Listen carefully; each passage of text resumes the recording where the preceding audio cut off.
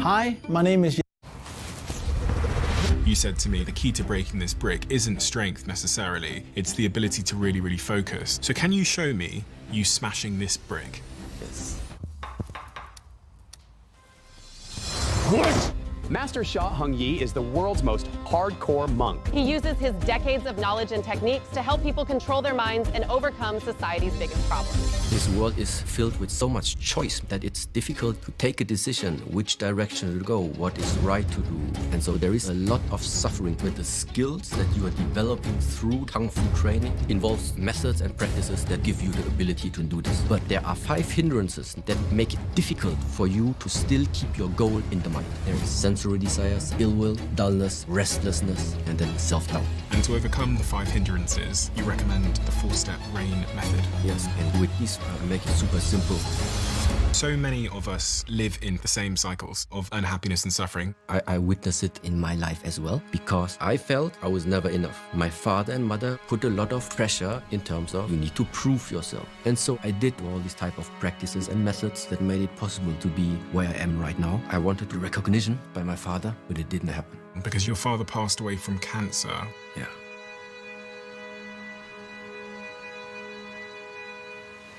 How does one let go of that and therefore break the pattern? I will show you some practices. Number 1. This has always blown my mind a little bit. 53% of you that listen to this show regularly haven't yet subscribed to the show.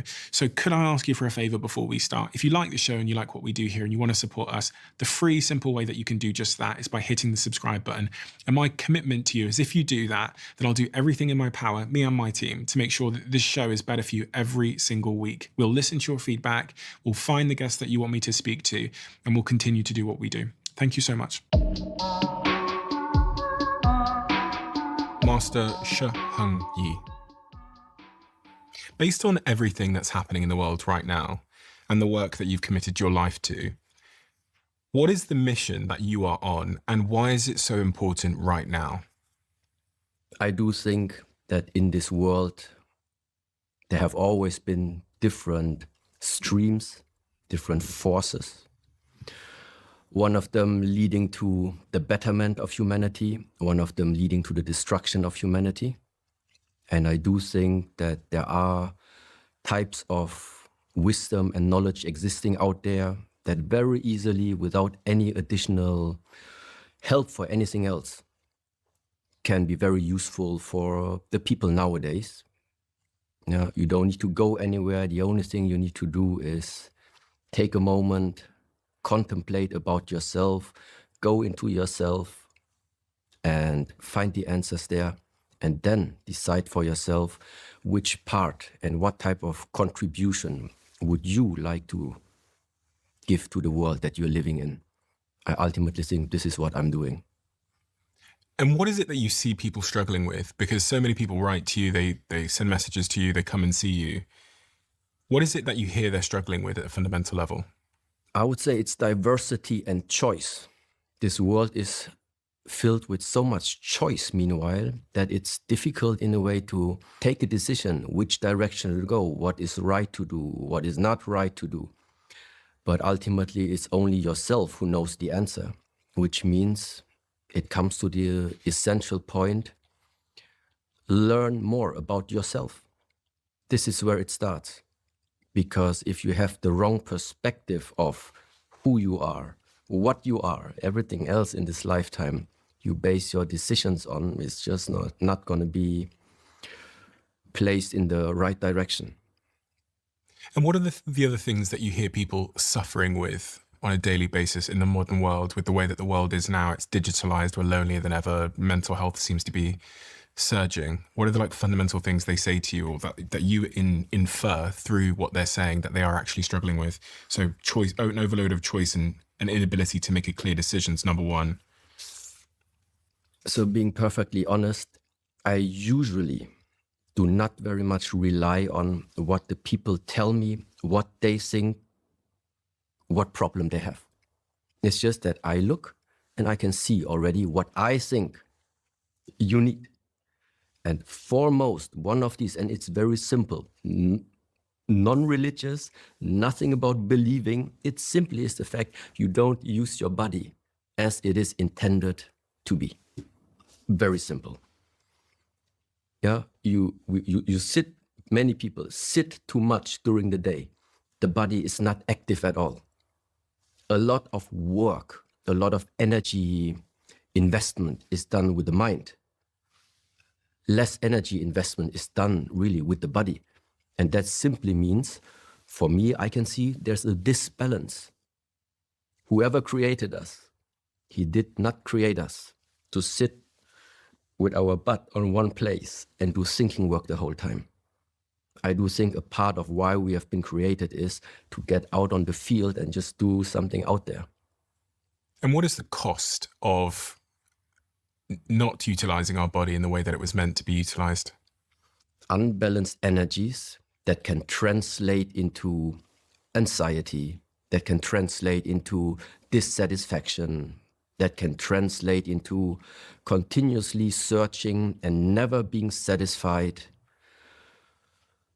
And the most common thing, not realizing how precious the moments are that you have. And instead of replacing them with illusions and dreams and assumptions, which are just not real. Meaning, everybody is not even Buddhist, it's not Shaolin. It is common understanding. We don't know if we wake up tomorrow. It is like this, yeah. But our plans go. We have 5 years plans, 10 years plans. We have short-term, mid-term plans. Yeah. The truth is, we don't know if we wake up tomorrow.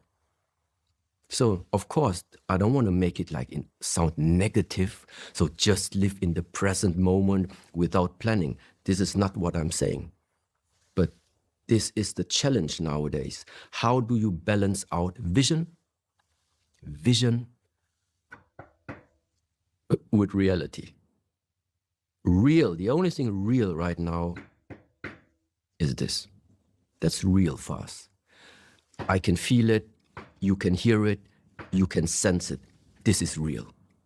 You nearly broke my table. I was concerned because later on you will be proving to me that you can break this brick using your mind and the physical preparation that you've done, which I find really, really interesting because I tried to smash this brick on the floor and I couldn't. So all of the things you talk about, understanding one's physical mind and mastering it, but also understanding one's physical body, will find out if you can smash through this brick.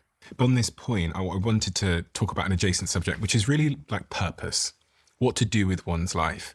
And if we're spending a little bit too much time thinking off into the future and not enough time thinking in the present moment, I'm wondering how purpose and having a big dream for one's life fits into this equation, and if we should have a purpose, and if so, how do we find our purpose?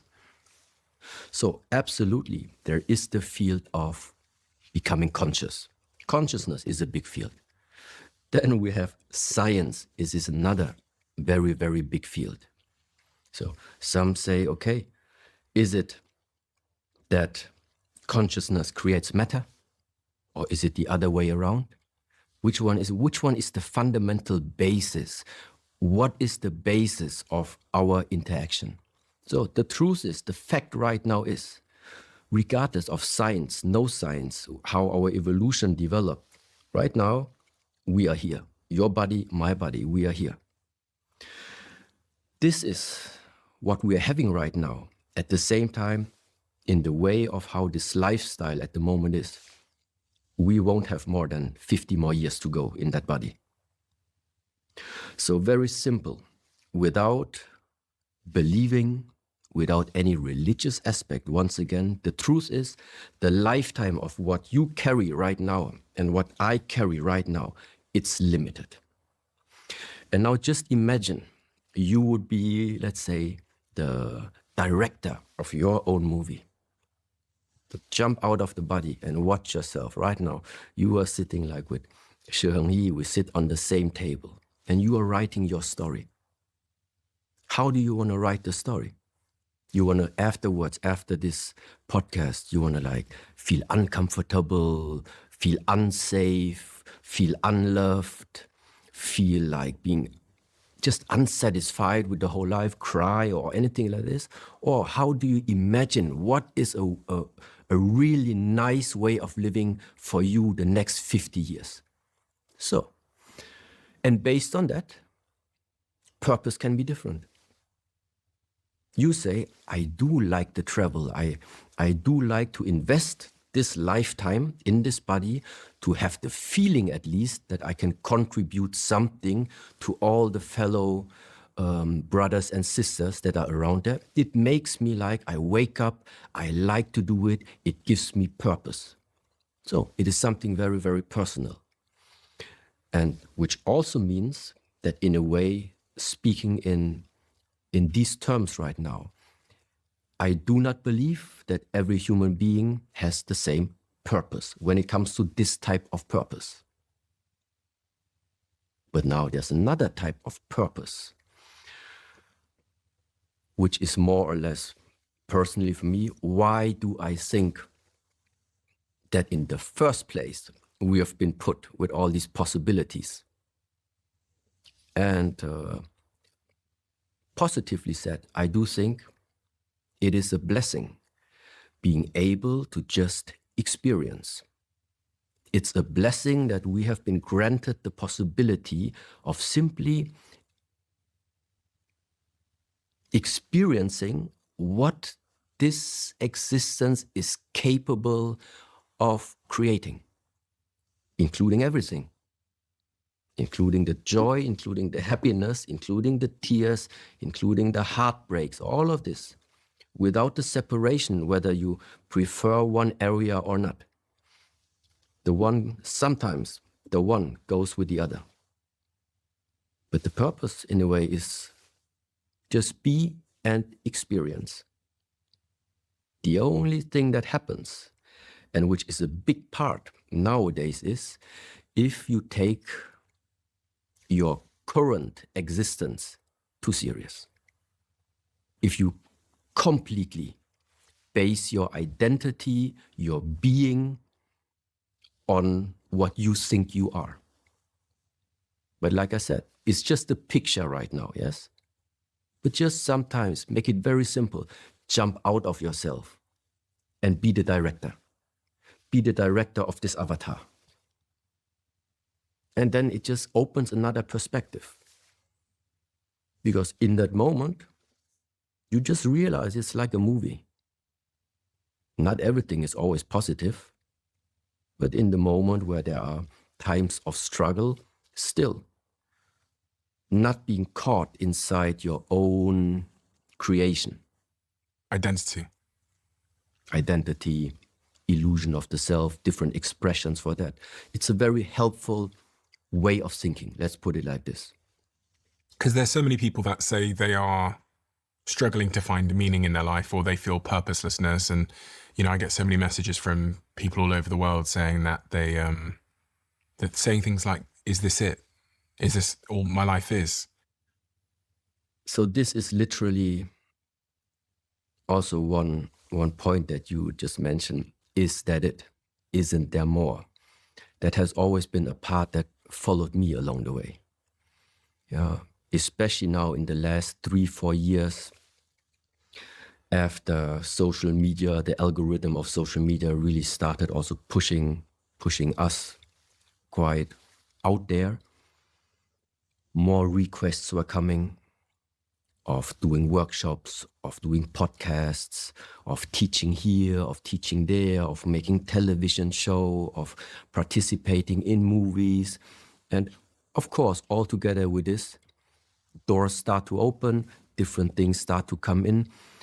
But at some point, I just couldn't believe that this is supposed to be the purpose. Because it all still had to do with doing. The constant doing. Yeah. And there I felt in my life now, looking at this couldn't be it. So I looked for alternatives, always and always again, especially feeling that along the way of what you would say, achieving something, being recognized at something, yeah, but there's another side that goes hand in hand with it that the public doesn't see. There were times I could simply be surrounded with like thousands of people, but still feel lonely. It's not what you're surrounded with. It's with what you are connected. Yeah, and there I felt like there is always, again, this type of force. What is it that drives you on? Going outwards, you lose yourself. But this self is the only thing that can give you connection in this life. And what do you need to be connected to then? You talked about being surrounded by thousands and being lonely, and it's really about what you're connected to. What does one need to be connected to? Maybe before I answer you this question, there's one thing I maybe want to like mention beforehand. So when I went to elementary school and also during my school time, I actually, for example, joined Christian lesson, yeah? So by my parents, I grew up with Buddhist tradition, let's say. From the martial art training, I also got introduced into so-called Zen Buddhism. Because my father always told me, look, son, we are here in a foreign country, you're a foreigner. It's always better to have friends than to have enemies. That's why I made always friends with everyone. Meaning I had a lot of Russian friends, I had a lot of Arabic friends, I had a lot of Turkish friends, multicultural. Also meaning, at some point I also got like introduced into Islam. Bottom line is, taking all of this knowledge from the past into my mind, no matter from which angle I'm watching right now, I do believe that we all have a source. There is a source. So whether you call that source is the universe, whether you call the source it is the God, whether this source is the infinite energy, I don't know. There's so many different expressions to it. But when I look at all these teachings, all are always pointing at one and the same thing. Let's just take the expression of yin and yang, yes? The symbol everybody knows in the world. And there is that nice saying, yin and yang have a mother. The mother sometimes simply being illustrated as one circle. So yin and yang as the expression from duality, polarity, existence of number two. Yeah, where do the two come from? They must come from one. So simple like in our way, you are there, I am here, one, two, where do we come from? There must be something that we have as a common denominator. And this source is the only thing that can connect us. Because it's not your family, it's not my family, they're still different. That is not enough. Going just looking at we are humans. Animals same. Whatever and whoever gave us the possibility to be here is the same who gave you the permission, is the same who gave me the permission and the blessing. And this is what I think, this is the level of mind. This is the level of connection that never leaves you lonely. This is the one that I mean. Being connected to the source. Yes. Now, for someone that is listening to this and is confused at this juncture and they're asking themselves, what is that source? You've described it in many potential ways, but it's my attempt at describing it is ultimately where we came from. That is the source. Is there a better way of describing it for people that might be unfamiliar with the concept? First of all, I cannot speak without it and it would make sense to everyone. That's already the first very, very difficult part. That's why my intention is never to say, what is it? The only thing I can do is to give pointers. But ultimately, there's only one person who will be able to find it out. And it's not me finding it out for somebody else. Everybody will find out for himself or herself. So every human being I do think, is at a different level of his growth, of his development, and everybody gets what he needs exactly in the moment where he is in. Which is why I think everybody at this moment in time is exactly where he needs to be for the next elevation to take place. The only thing you need to do is look at yourself right now and just find out, what is it that makes you unhappy? What exactly is it that at this moment in your life is binding you and restricting you from moving on? And this is the same question for everyone, but what you ultimately need to tackle is different. In the past, I sometimes played Super Mario and Luigi. And it's the same. If you don't manage level number 1, you won't see level number 2. The challenges from number 2 won't come. The end boss from number 2 is not going to come. First, you finish level 1. But once number 1 is finished, you won't face the same stuff anymore. And there is something along this line where it sometimes is like a game at the same time. Don't take it so serious. It helps. On that point of we're all struggling with something based on the levels we're at, if you had to try and summarize what the common answer is to what people are struggling with, what do you think that might be? I was thinking about my best friends, because sometimes it's easier to step outside of oneself and look at others. When I was reflecting on the conversations I've had with them over the last couple of weeks about things they're struggling with, and I would define a lot of it as wanting. So wanting to improve their businesses, wanting to improve maybe their romantic situations and find love. I would say the essence of it, the suffering seems to be striving for something that they're unable to grab. But I wondered if you had a different perspective on that. 2 things that right now would come to my mind. There is always the struggle between doing and being. Doing, I would ask, why are you doing? So why? Why do you want to go into action? Mostly, there is a goal. The goal, why do you have that goal? Because you're aiming at receiving something that in the moment where you have it, apparently you are lacking. So that means this type of goal setting, in my perspective, I would automatically refer to it already that your goal setting already comes from a space of lack. You feel like you're lacking something. That's why you need to do.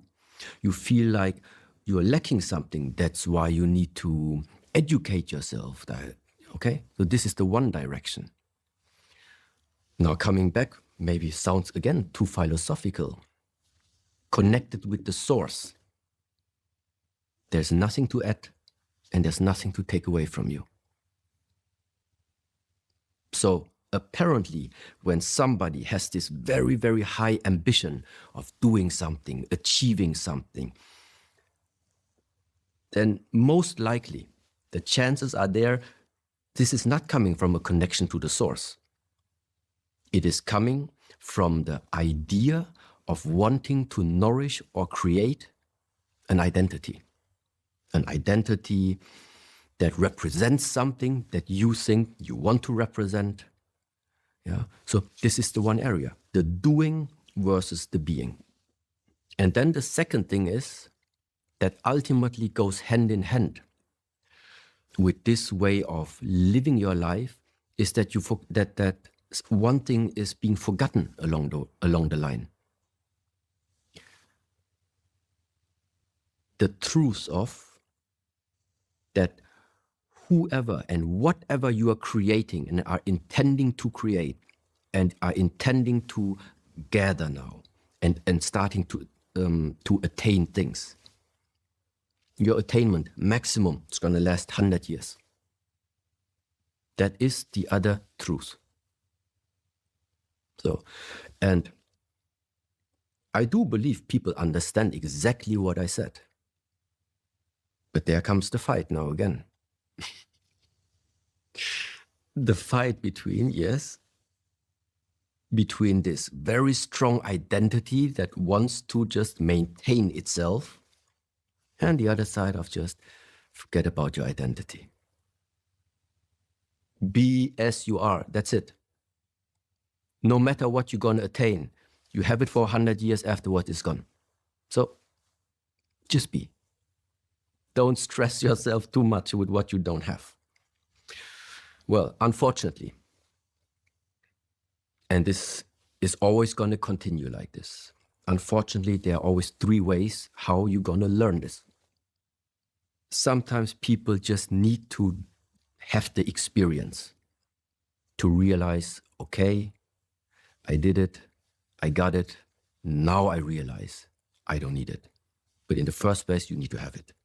First way of learning.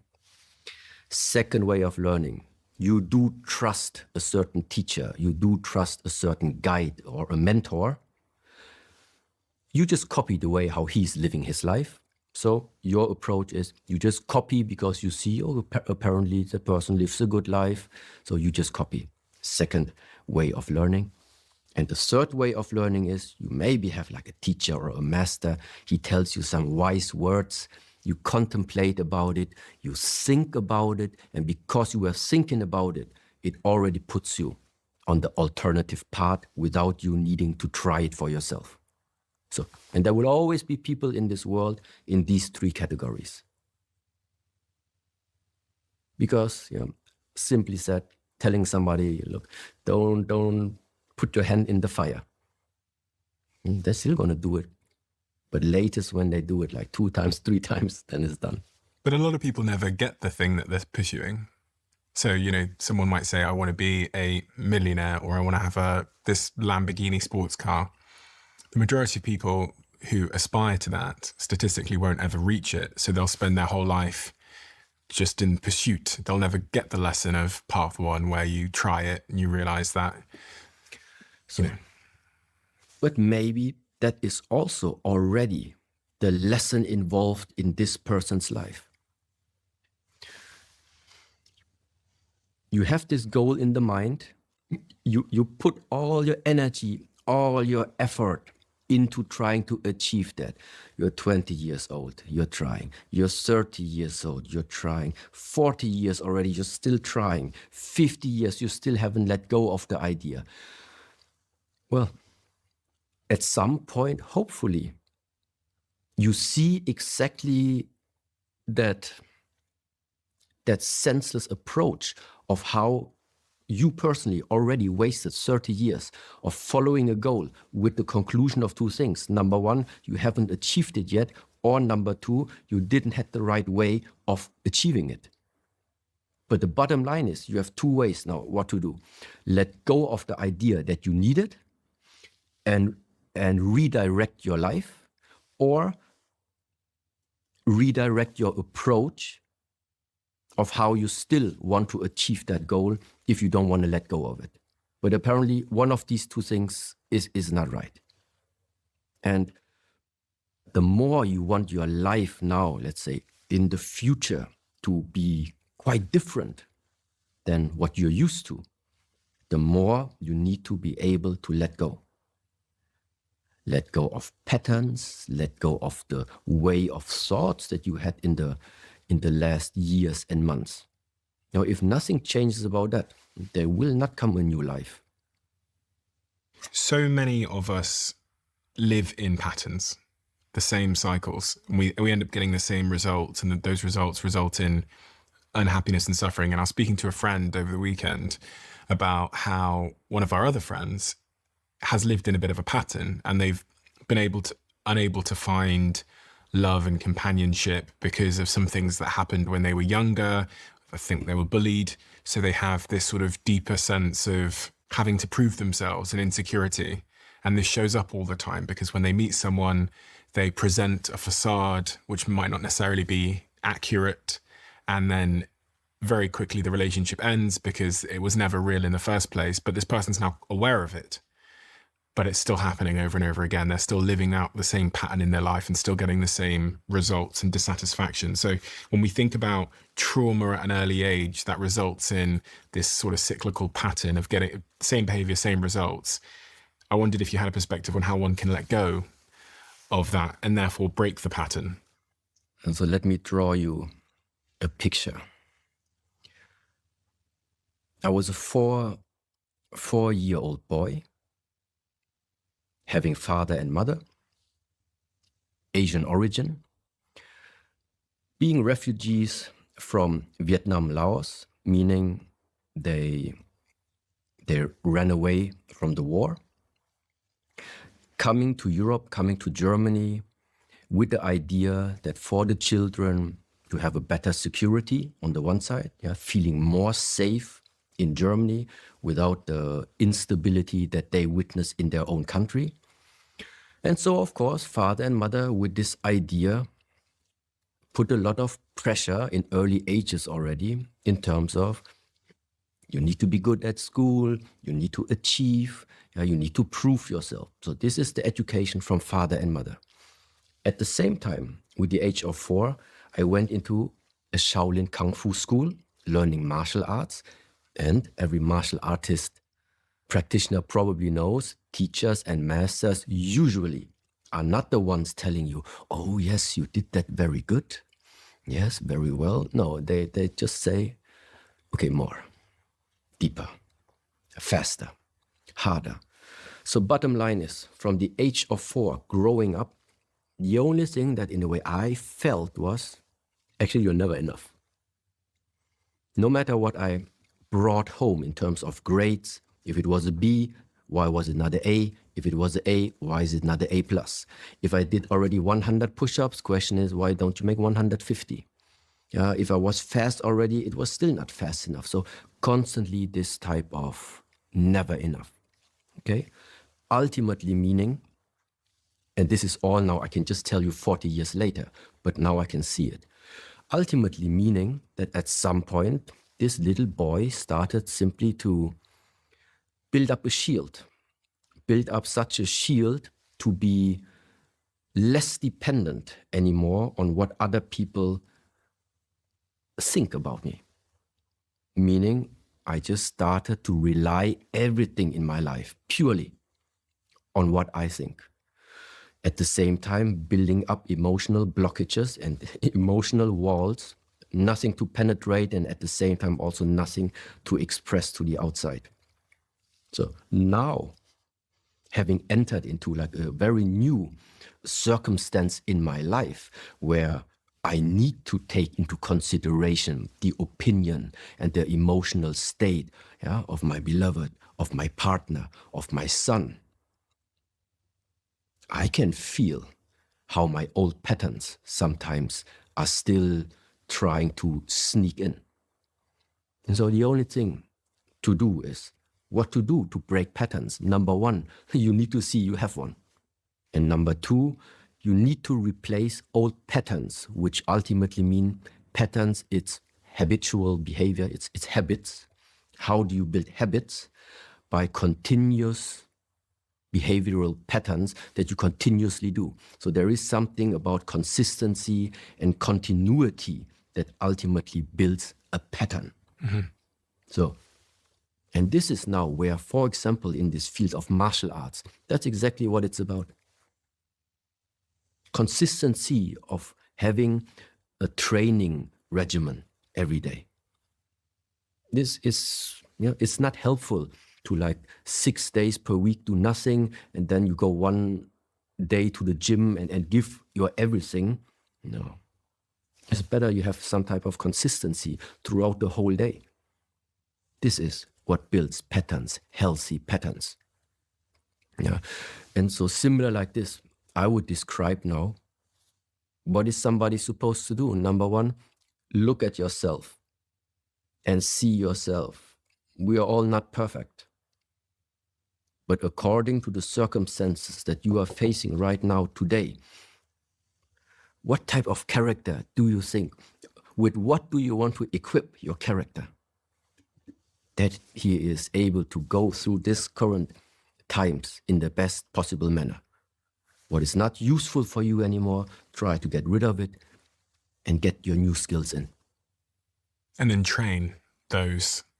And then train, of course. Those new patterns. We don't often think about training some of the virtues that we want to acquire and the patterns we want to have. We kind of think that we have to select them and then we'll do our best to live them. But the idea that I might have to train certain new behaviors is a really compelling one, because you're right, in the context of any physical development, I have to go to the gym and I have to do my repetitions to build that thing, that strength. But I was just thinking about creating a training regimen for certain behaviors and new patterns that I want in my life, and trying to make sure I do them every day, which is not something that I've ever considered. 3 months ago, you became a dad to a young boy, to a young son. Yes. So you're now in the process of raising a man yourself. And there's a lot of dialogue at the moment in the UK, but also just broadly in the Western world, around what it is to be a man and how to raise men. I think much of this dialogue has been sparked by some shocking statistics that show young men are struggling now more than ever in various ways. I think the single biggest killer of men under the age of 45 is themselves.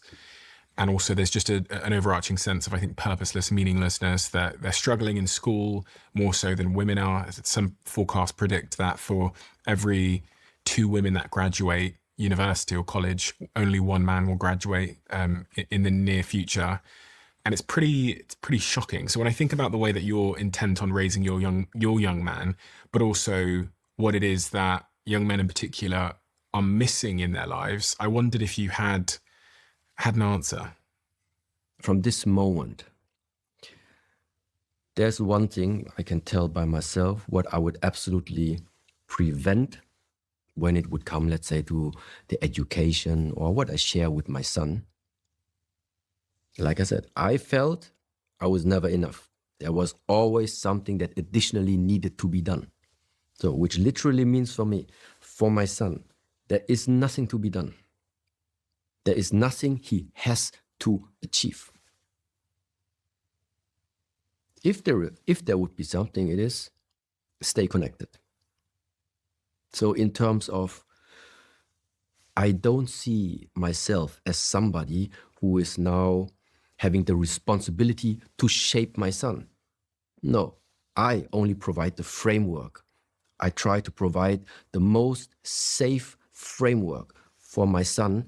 He can try out whatever he wants. If he fails, he will learn by himself to get up again and keep trying.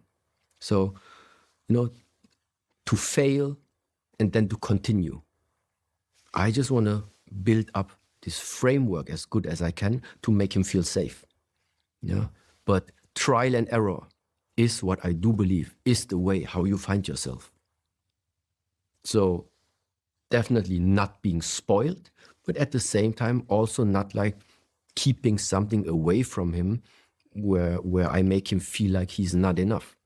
So ultimately, I do think in the modern way of how to express it in all these attachment theories, very simple. Of course, it's the secure way of being a stable, own-built, self-made, self-sufficient individual who knows his own value. Why? Because he failed and got up. Why do you think so many young men are struggling?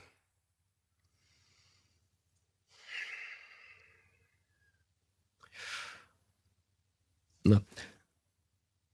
Whatever shows up right now at this moment, 2025, it didn't start in 2025.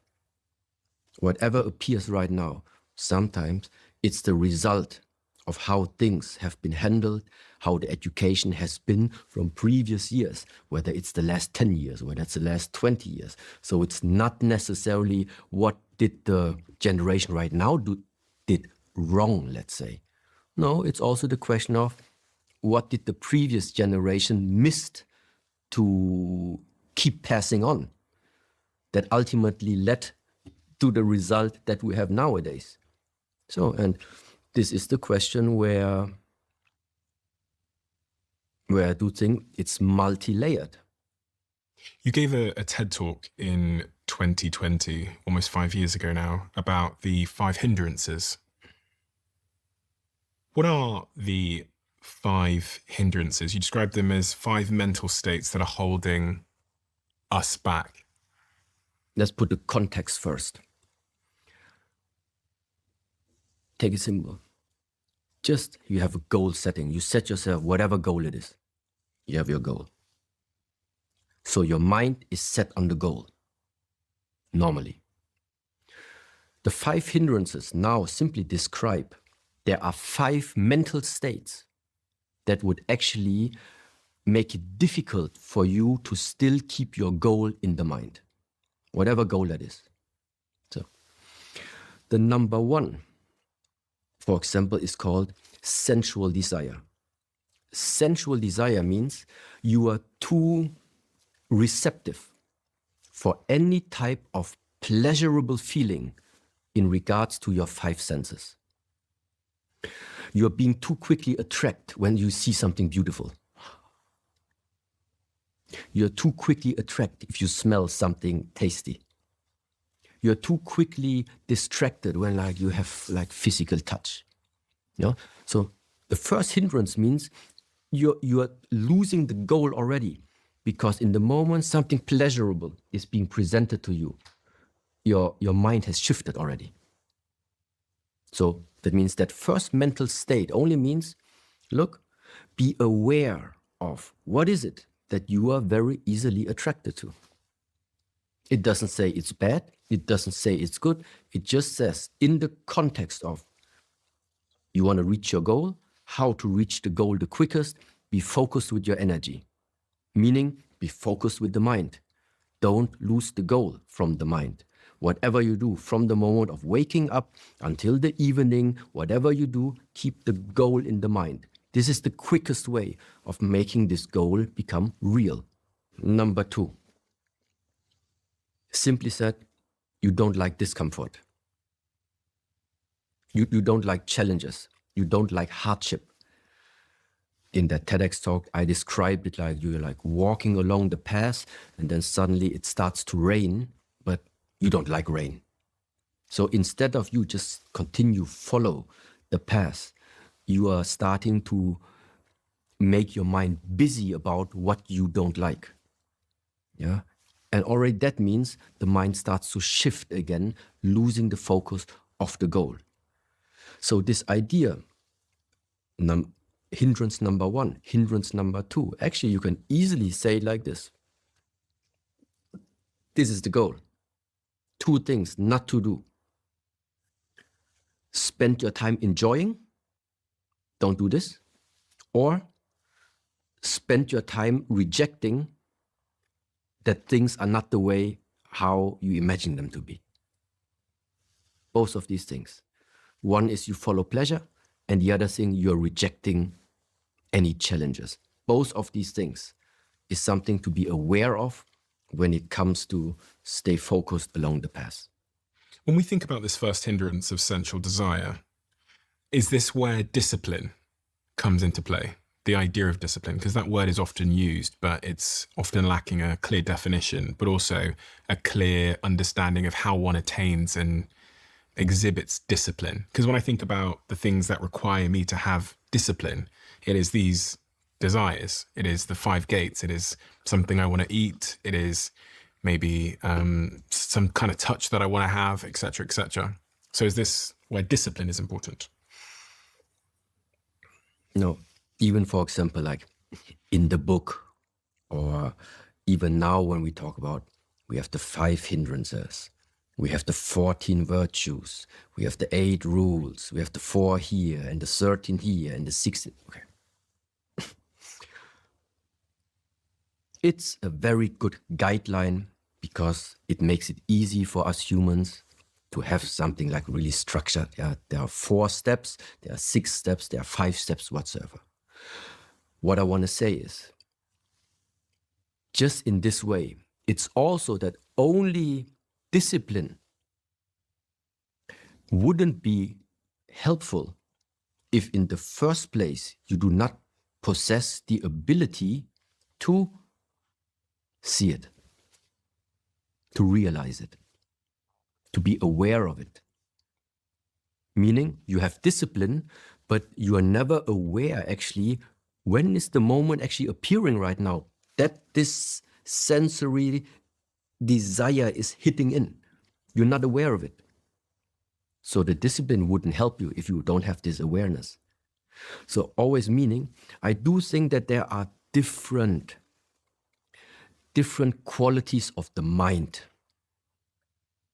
that come into play for you to adjust yourself properly. I was thinking about my friend when you mentioned awareness there, the friend I described earlier who exhibits the same pattern. And although they might be aware of the pattern, they might say, you know, I have this pattern, I don't believe they're aware of the moment where that pattern begins, like the singular trigger, which sends them in that loop. So I was thinking the same about myself. I was like, there's some behaviors that I have that I don't like. And although I'm aware of them, in the moment when it happens, I might not be conscious that the pattern has begun. Someone has said something has happened, and then you go on that pattern, or you reach into the refrigerator at 1 a.m. in the morning and grab the thing, or you end up being triggered by something. So I wondered if there's a practice at all to increase our awareness of the trigger moment. Yes. This is, for example, where I very much appreciate so many different teachings that are meanwhile existing, freely available, for example, through the social media, including breath work, including yoga practices. All of them, if you have a proper teacher, I'm very sure that this is exactly what is starting to raise your awareness for something that in this field, when you're spending some time, we refer to as energy. If you're not aware of your own innerst layer, let's say like this, and somebody insults you, it can happen that like somebody insulted me and then I just started exploding. Yeah, but the fact is, before something explodes, before I explode, first of all, something must be lit. Already, the small little flame already must have been lit. So when I already knew who is it that I'm going to meet, maybe that already, hearing the name from him, already was already the starting point of a potential explosion to happen. Yeah. So then, this was where when this little flame already started being there. And then you literally can feel things like this. You can feel when something has been injected, let's say, into you, when something starts to arise. Because when the fire is already too big, when the whole house is burning, you're not gonna put down that fire in any way. You can only put down all of these fires before things come too big. Meaning, we must find a way to be directly grabbing the root, grabbing the core, or grabbing the source of the explosion. And the only way that I know is you need to become more sensitive for everything that goes on in your body, in your surrounding, in everything. This is where, for me, awareness does play a role. And yes, and especially when it comes to becoming aware of your emotional states, this is absolutely inner work. This has nothing to do with doing work out here. It's inner work. How does one begin the journey of doing that inner work? You give trust in the vision that when you are investing your time right now to become more aware of yourself, of your emotional state, that this is going to benefit your life. That's the starting point. You believe in it. You believe in it. So you don't do it because somebody tells you you're supposed to do it. You do it because you genuinely believe this is the way. Yeah. I want to know more about myself. I want to really understand what is it that I am made out of. You want to figure out, is there something inside of myself. I tried to look away for many years, but I know it's still there and was afraid to look at it. All of these things. There's only one way to make yourself free. You need to become transparent. If there are spots inside of ourselves where there's no light yet, it can't be. It can't be. Bringing light to everything that has been in the dark. This is another area of the path, which at some point everybody will face. And even though this is now just like a saying, but just the idea. Whatever you're doing, whatever you're thinking, whether people are around you or you're alone, just imagine there is one who always sees what you're doing. So live your life based on that. And that person is you. Also, Who else is it? it's the elevated version of you, but it's true. It's you and you. Once I've shone a light on that area of me, so I have greater awareness of its existence and it's now transparent, is it a case then of what is the work I then have to do to make a change in that context? So we're talking here about managing one's emotions and getting a grip of one's emotions so you can avoid being triggered or perpetrating the same patterns in your life that have led you to the same outcomes. First, you believe that it's possible to change. You gain a greater awareness of the parts of yourself that you've kept in the dark that you might want to change. And then what does one do from there? Because I came, let's say, from this martial art field, yes? Also meaning the Tao is teaching, or the principles of yin and yang have always been a part in there. Let me put it like this. Whatever you are thinking, saying, or doing has a consequence. So this consequence that you have created or that you are intending to create, ask yourself, what is that consequence actually?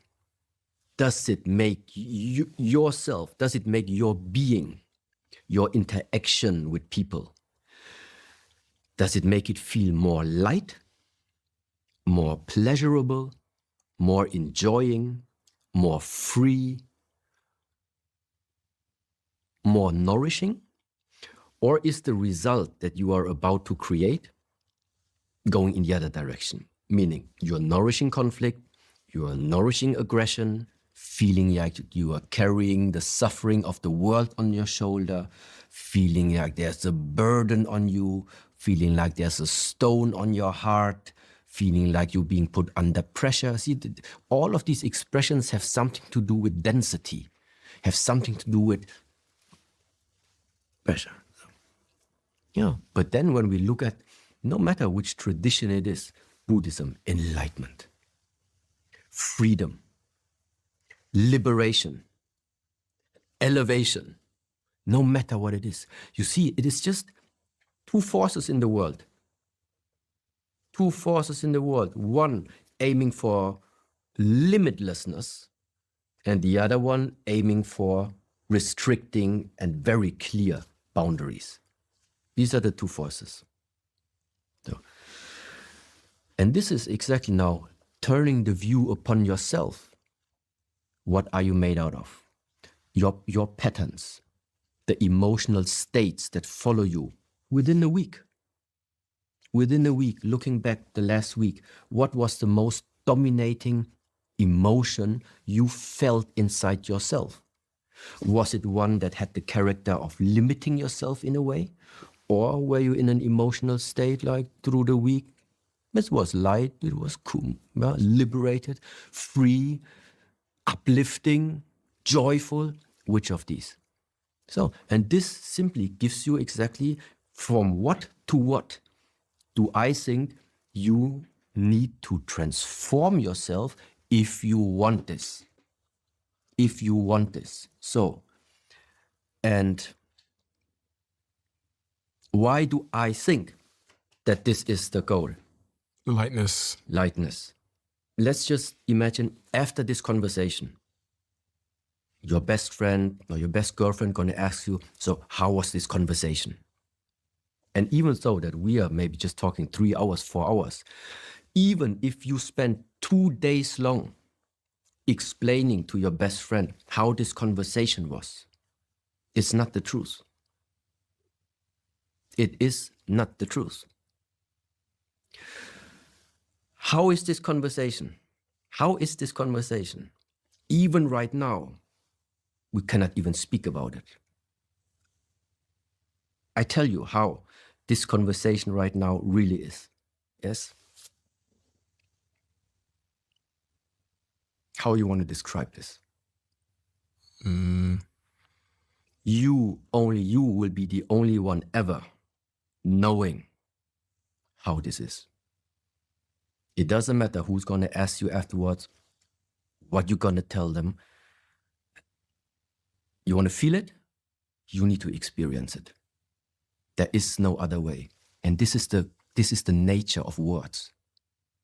This is why these ancient stories come. For example, one master and his student walk up on a mountain early in the morning, then the sun rises up, and then the student says, "Oh, master, what a beautiful sunrise."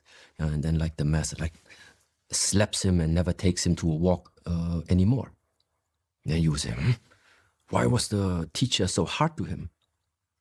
Because in the moment where you give something that you experience, a word, you limit its nature. You naturally limit its nature.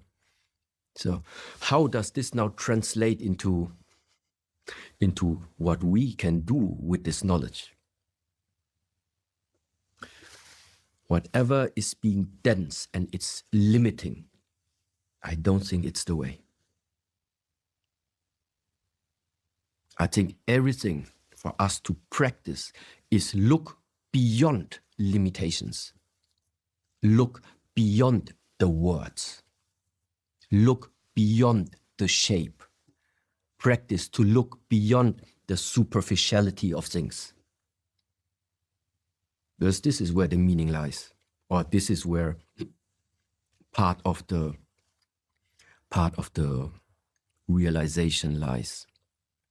I think in my life, I want to be light, but the way that my life tends to operate is I might aspire for that, but then I fall into almost a bit of an autopilot, and I run the same pattern throughout the week, and I respond in the same ways to the same external stimulus. So although one might aspire to be freer and to be less agitated or to be, all those things, I quickly fall back into my old path, my old autopilot, because life does seem to come at me pretty quickly.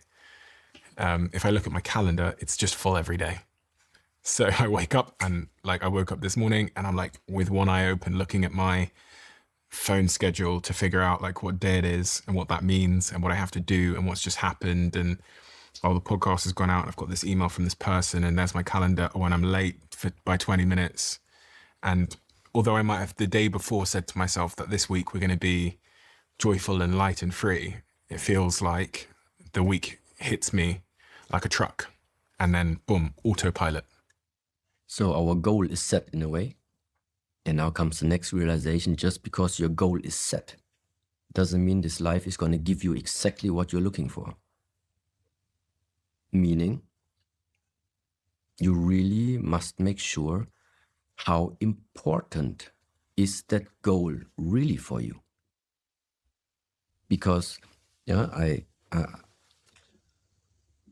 witness it in my life as well. So at some point, when it started to become a lot public, the calendar went full And at some point I said to myself, okay, now it's becoming too full. Let's start to settle down a bit. Let's start to stay a little bit more in the background. Yeah, but then still like requests coming in still, and then you were thinking, come this one still. Yeah, but ultimately it's really up to you. How much do you really want it? And it's going to continue like this until you will ultimately come to the point, and it's going to come quickly, I do think, yeah, where you realize for yourself that it's an infinite, that it's an infinite direction of possibilities. They will never run out. But you will still have to figure out what is it that you really want from your life. People will say, well, I want to have a mansion, and I would like to have a private jet, and I would like to have a beautiful partner, or I'd like to have a trophy. Valid, absolutely understandable as well. But I do think that this universe is going to let you realize your lesson in the way how you need it. Yeah, you're going to have your mansion, you're going to have your beautiful, beautiful wife, you're going to have it all. There is something that's going to put you back on track. There is something that's going to put you back on track, telling you need to readjust. It's why? Because it has always been like this. We come with nothing. We go with nothing. What does it mean? This universe is going to make sure that you're going to go with nothing, which means at some point before it's time for you to go, you will be faced with the fact of learning the necessity of letting go of what you have attained in this lifetime.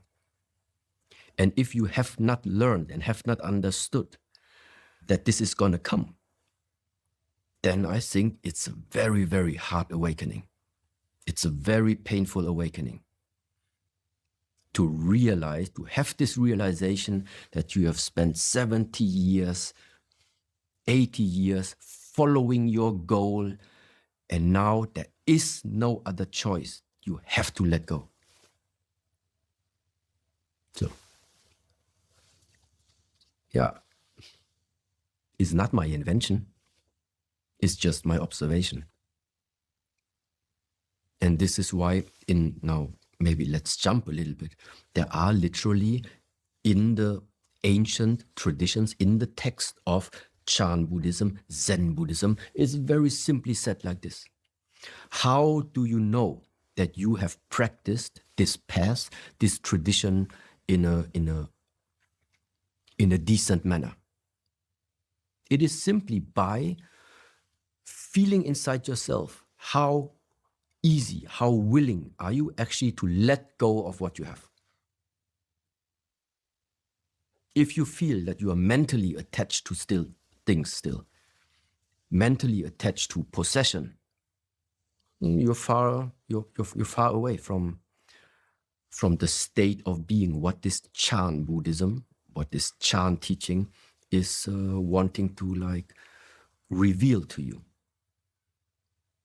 What it also means is, if you have the possibility of attaining everything that you were speaking about, you are absolutely happy to do so. You can own everything. It's never about promoting to have this is not good. No, but to have attachment, at least in this type of tradition, will have consequence. So it's not about what is it that you possess.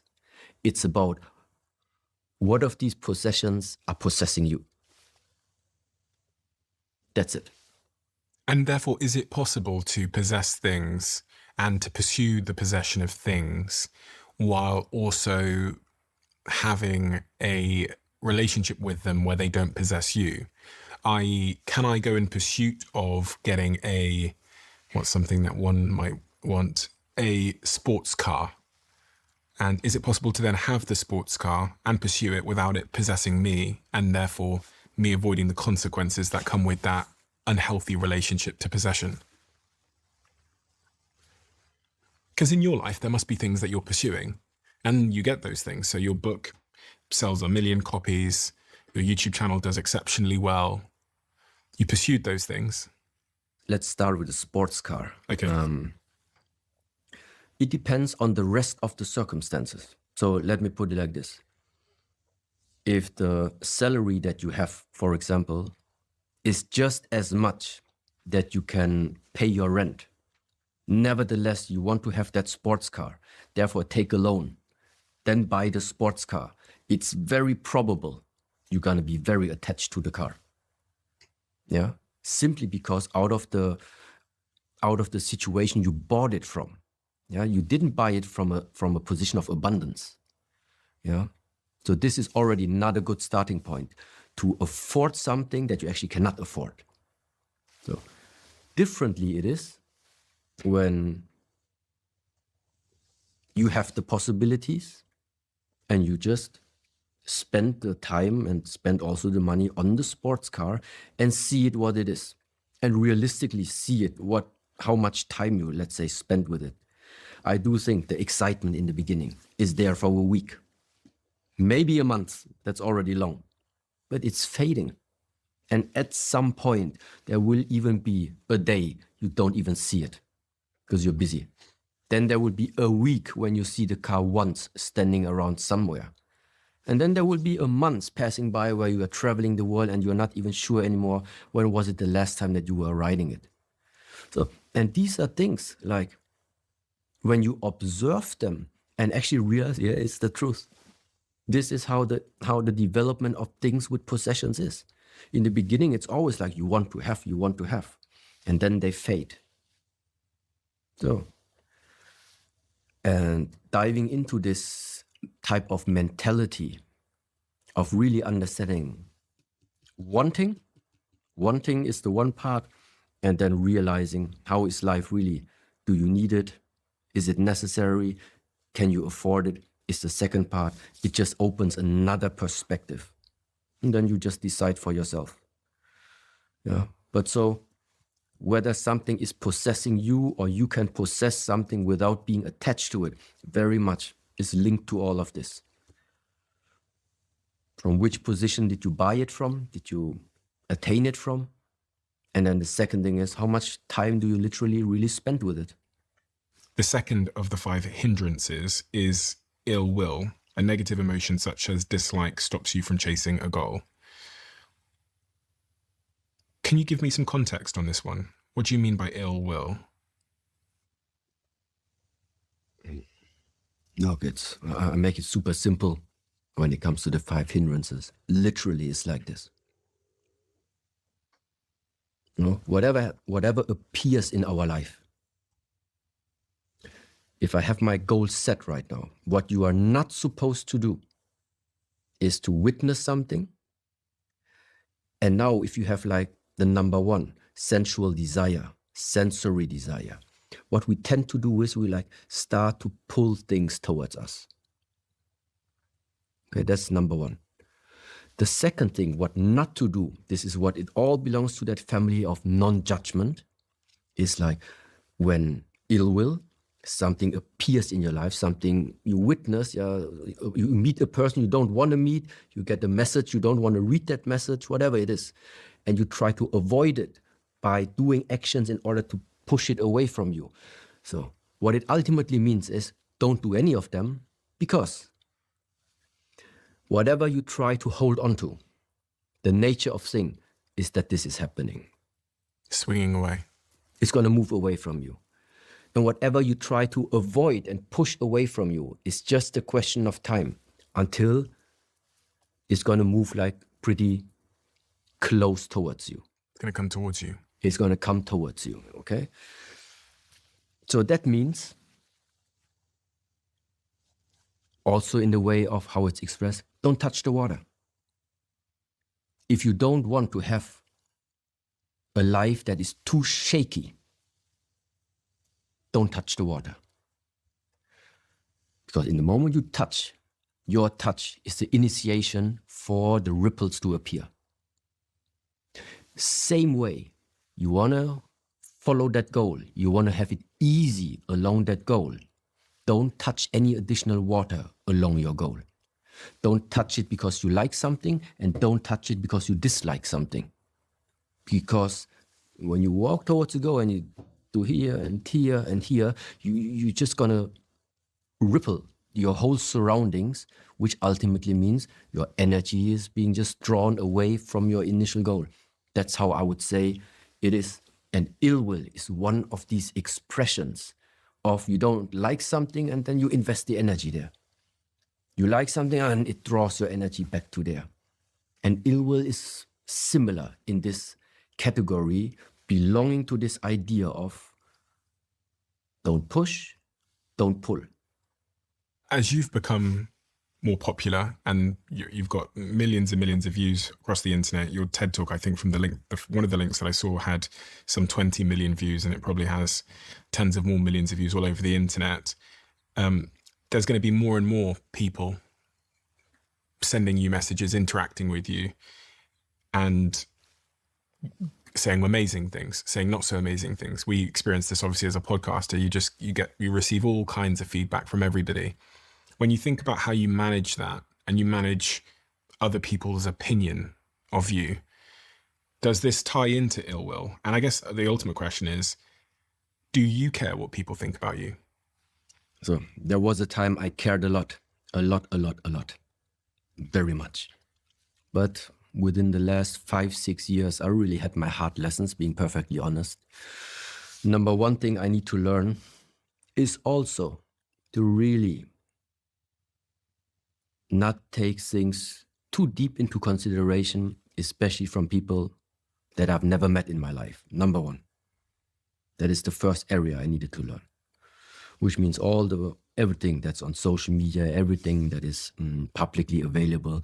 This is one thing. Why? Because what they judge, or if they judge, or what they comment, they can only comment on the character that is actually being available to them. So, which is ultimately what? Which is, for example, also, let's say, that person, Shi Hengyi, named Shi Hengyi on that cover. Always like having a good uniform, in a way, representing something, yes. But I'm simply not limited to only this type of representation. And this is something really, really important in general now to bring out there to the world. It is not good. It is not helpful if this idea of putting people on how you call it, on a higher pedestal or podest is not a good idea. The idea of raising somebody up to be our guru, raising somebody up to be our master, raising somebody up, oh yes, he is the special one. All of these things are doing exactly the opposite of what I'm trying to bring into the world, of what I do believe is the key, especially in these times right now, worldwide. It is to become aware of the real and the fake. This is the current situation that we're in. That the threshold, that the line between whether something is real or whether something is artificial or not real, it's becoming so incredibly slim, that line. This is why at the moment our world seems so fractioned. There are the ones which are completely about, let's go into the nature, and then there's the other fraction, which is all about going into the technology, into everything that's available nowadays, where ultimately meaning at some point you will be able to just spend your whole life in your living room, because everything you want to see and want to partially experience, you just call it into your living room. It's going to be possible at some point in time. So, how do we get to the point?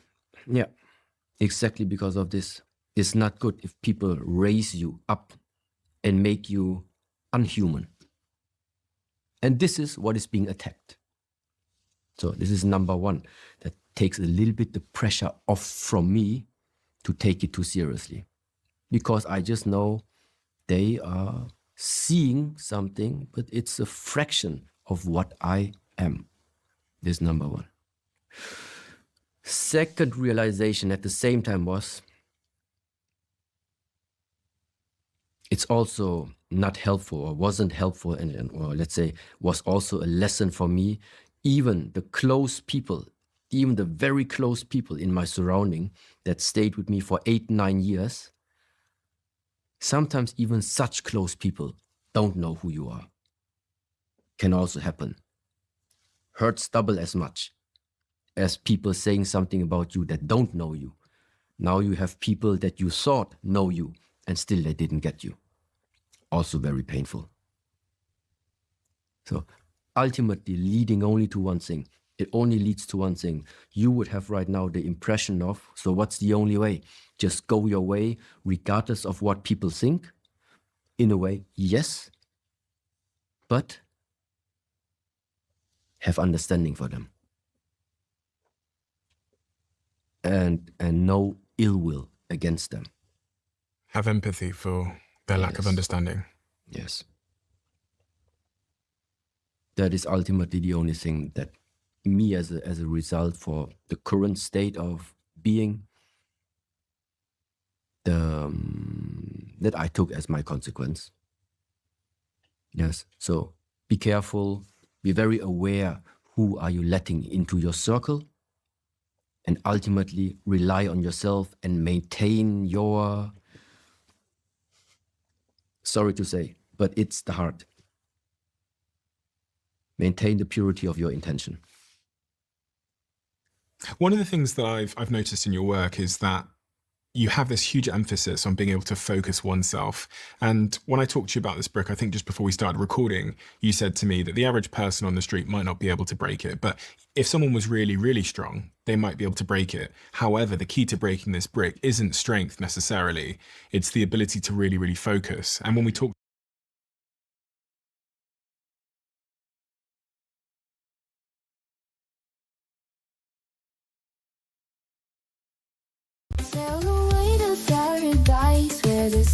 This music was generated with the tool I'm showing you today. Hey soul family, welcome back to the channel. This is the White Feather Tarot, and in today's reading we're taking a look at a joyful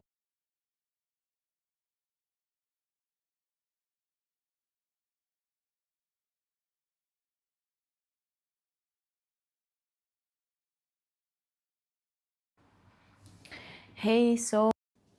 Hi pile number 1, welcome to your reading. Today we're taking a look at a joyful surprise that your spirit guides want to reveal to you, and these are the decks that I'll be using. As always, if you're interested in knowing the names of any of them, you'll find that I always list them below for you guys. All right, so very quickly, let me introduce your pile to you. Your crystal is the beautiful ocean calcite. Your significator card is the high drama. And if you've picked your pile using your zodiac signs, 3, then in that case, the signs for this pile are Leo, Aquarius, Aries, as well as Scorpio. Welcome to your reading. If these are not your signs, please don't worry about it. It's just another way for others to pick their piles as well. All right. So let's get straight into it. And we'll take a look at your oracle cards first. Right. So you've got the ones who came before.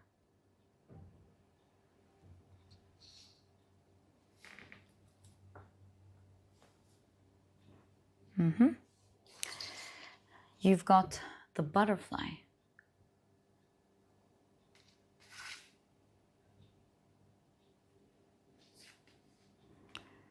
You've got the tree.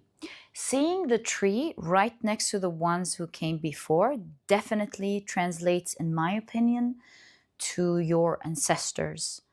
So something regarding your ancestors, right?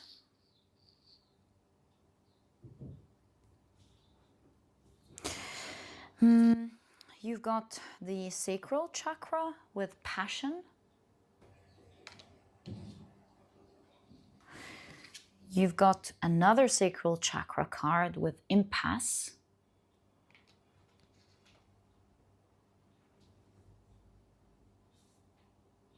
Right?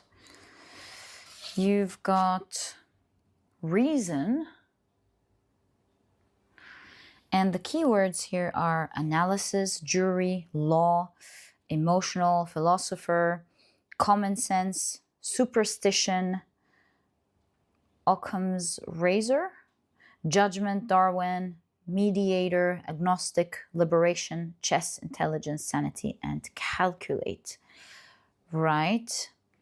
You also have, oh, look at that. You've got the card sudden wealth there. Okay. And I do see the difference